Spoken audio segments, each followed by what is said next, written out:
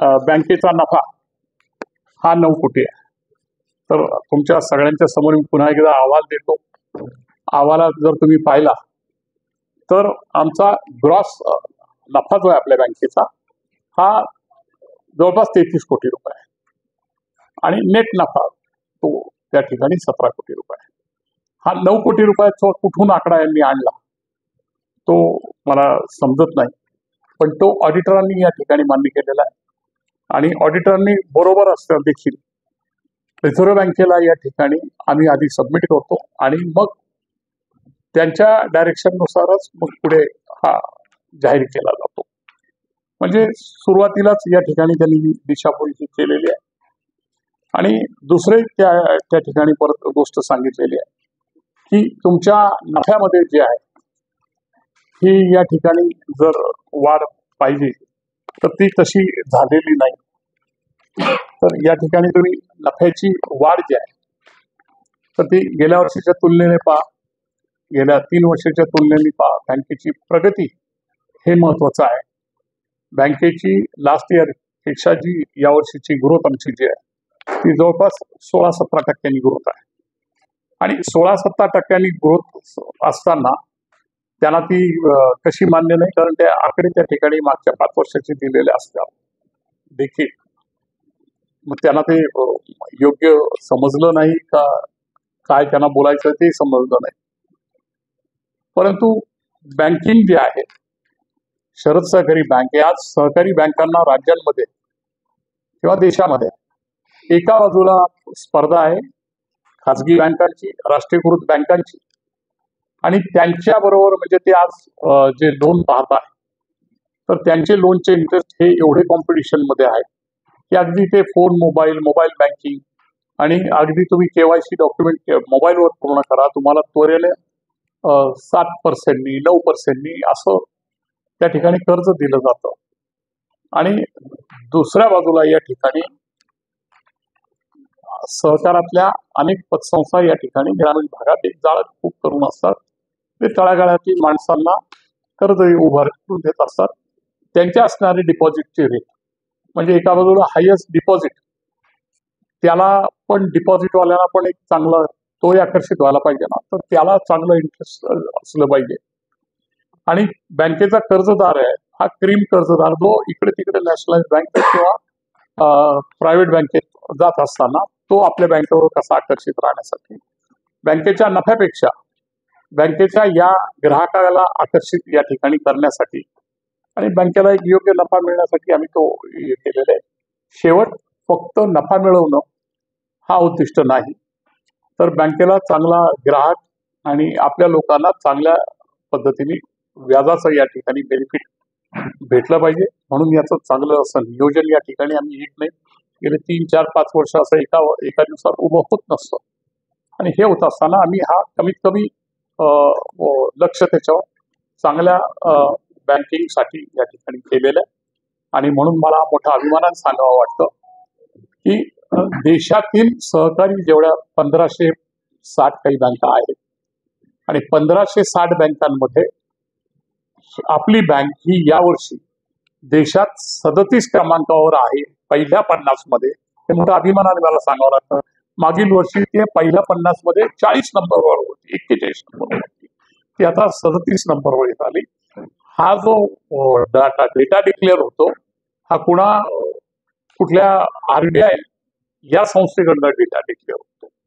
हा कुठल्या बाकीच्या कुठल्या संस्थेकडनं मी नाही सांगत, मला जे आमची कंट्रोलिंग बॉडी तिथून येत असते. शेवट प्रगतीचा चार्ट ती बँक त्या ठिकाणी RBI या ठिकाणी पाहत असते आणि त्यानुसार या सगळ्या मांडत असताना माझ्या मित्रांनी आणखी या ठिकाणी दुसऱ्या काही गोष्टी सांगितलेल्या आहेत की तुम्ही नफा कमावण्याच्या दृष्टीने आणि अतिशय व्यक्तिशः तुम्ही आंध्र राज्यामध्ये इन्व्हेस्ट केलेले आहेत.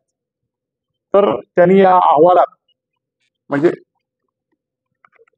दुसऱ्याला समजत नाही असं जाहीर करून जेव्हा 14 राज्यांमधल्या प्रत्येक राज्याची एक इन्व्हेस्टमेंट असते ज्याला केंद्र सरकारचे बॉन्ड सपोर्टिंग असतात आणि 14 राज्यांमध्ये आम्ही या ठिकाणी इन्व्हेस्टमेंट केलेले बँकांना इन्व्हेस्टमेंट करायला जे आहे केंद्राच्या गॅरंटी असलेल्या राज्यांमध्ये किंवा तशा प्रकल्पामध्येच करता येतात. आम्ही 14 राज्यातून एक राज्य शोधून काढलं आणि एका बॉन्डवर आम्ही 5 ते 10 कोटीच्या वर 15 कोटीच्या वर इन्व्हेस्ट करू शकत नाही. म्हणून प्रत्येक वेळा त्या ठिकाणी ऍडिशनल हे करावं लागतात. पण अशा प्रकारचा आरोप करून सभासदांना दिशाभूल करायचं आणि अर्धवट माहिती देऊन त्या ठिकाणी बँकेची बदनामी करायची, त्याच्यातून हे बँकेचे कुठल्या पद्धतीचे हितचिंतक मला समजत नाही. परंतु असं करणं हे सभासदांमध्ये निश्चित दिशाभूल करण्याचं एक खूप मोठ्या पद्धतीचं आहे. आणि एका बाजूला म्हणताय तुम्ही इन्व्हेस्ट का करत नाही आणि दुसऱ्या बाजूला तुम्ही म्हणताय इन्व्हेस्टमेंट मधूनच आम्ही जवळपास 64 कोटी रुपये 63 कोटी 77 लाख रुपये म्हणजे केलं राज्य सरकारी रोखे, इतर bank call money, commercial paper, corporate bank, mutual fund, सरकारी रोखे, ट्रेझरी बिल, कमिशन आणि इतर उत्पन्न 18 कोटी 54 लाख 63 कोटी 77 लाख हा एकंदर या व्यवहारातला सगळा व्यवहार आहे. आणि या व्यवहारातून असं व्यक्तीच्या काहीतरी करून बँकेत असं काही इथे चाललेलं आहे. तर आज माझ्या म्हणजे मी त्याही वेळा सांगितलं होतं आणि आजही पुन्हा सांगतो की आमच्यावर बॉडी ही आरबीआयची असते. आरबीआय मध्ये दर महिन्याला आमचा डेटा हा जो असतो हा त्यांच्याबरोबर लिंक असतो, हा त्यांच्या संलग्न या ठिकाणी असतो. त्यामुळं अशा कुठल्याही गोष्टीला चुकीचं काही जर झालं तर सगळ्यात आधी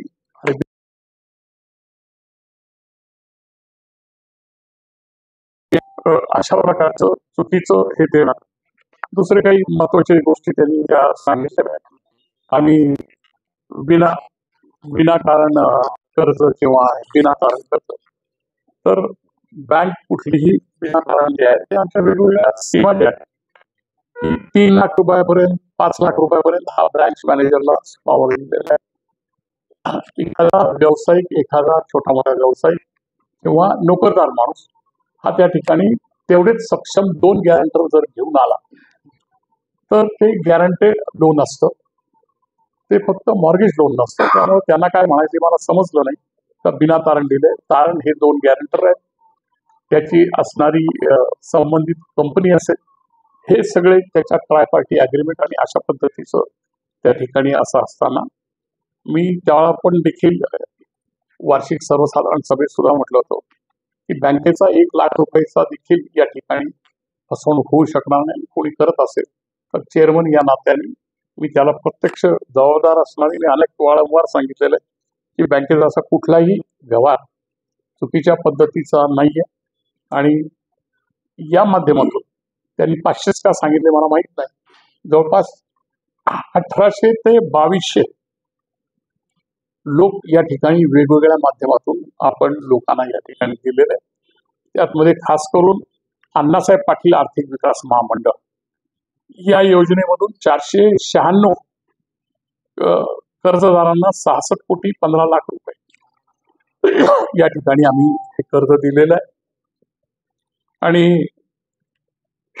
अनेक कर्ज जे आहे रिझर्व्ह बँकेचे आम्हाला सगळं सहकारी बँकांना असेल, प्रायव्हेट बँकांना असेल, ही छोटी कर्ज जी आहे 25 लाखाच्या आतली ही तुमच्या एकंदर व्यवहाराच्या 50% एवढी व्हायला हवी आणि त्याला पुढच्या मागच्या 3 ते 4 वर्षाचा टप्पा दिला होता.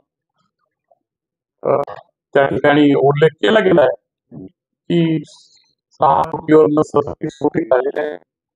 तर तसं बँकेच्या अहवालात आम्ही कुठे पाहिलेलं नाही की आम्ही असं कुठे लिहिलेलं आहे.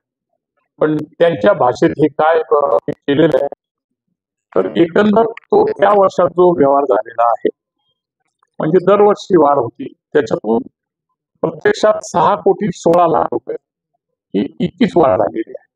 आणि ही माझ्या मते कमी वाढ झालेली आहे. असुरक्षित कर्ज ते त्यांनी सांगितले की 7 कोटीवर 37 कोटी दिले गेले.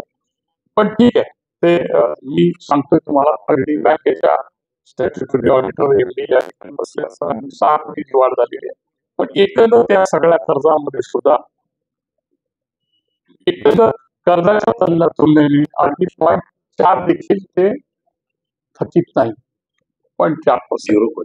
0.04 0.004 म्हणजे याचा अर्थ तुम्ही घेता की हे लहान माणसांना दिलेले कर्ज, प्रत्येक माणसाला दिलेले कर्ज हे किती उपयुक्त या ठिकाणी दिलेलं आहे.